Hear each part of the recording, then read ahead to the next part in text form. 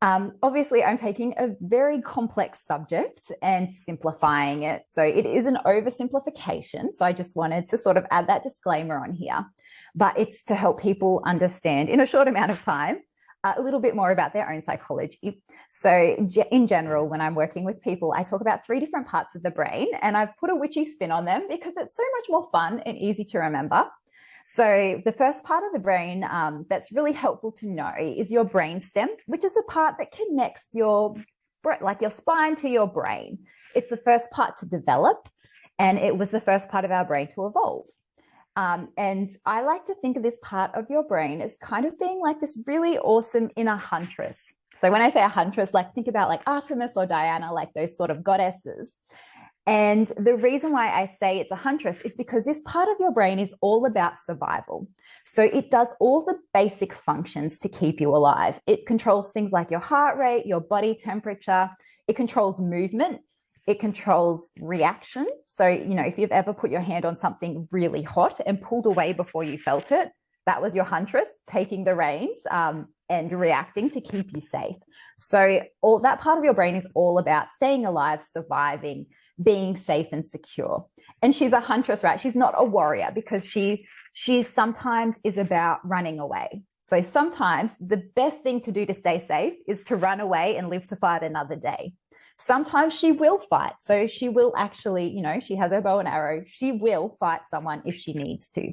But sometimes she's also about just getting food, that basic survival. She'll stalk her prey. She'll be really quiet. She won't move for a long time. So she's really quite dynamic in what she will do to survive.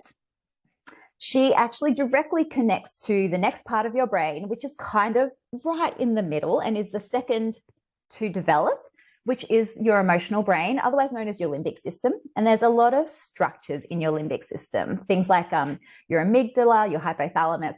So all of these things are really focused on emotions and memory and learning.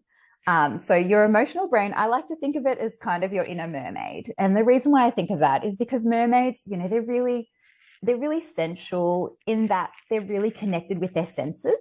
So they're getting all this information in like, oh, like that texture feels nice and oh, that food is yummy. But they're also quite emotional, like an inner mermaid, like they're a little bit of a drama queen sometimes. But they also mean well. And, like they love, they seek out pleasure and they avoid pain. So that's your inner mermaid. So she's kind of working, your huntress and your inner mermaids are pretty good friends, and they're constantly communicating back and forth with each other. And then the last part of your brain, and this is a super fast version, so feel free to ask me questions, Sam, if it's not making sense. But the last part is your neocortex, or the part right at the front. We call that kind of your thinking brain because it does a lot of the higher executive functioning. It doesn't finish developing until you're about 25 years old. So it controls things like critical thinking, logic, communication, really important. That's where your communication sits.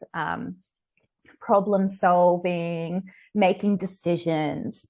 And I like to think of that as your queen because, it's kind of this higher level, like assessing the situation, trying to make the best decision, applying more information. So not making emotional decisions, applying logic to those decisions.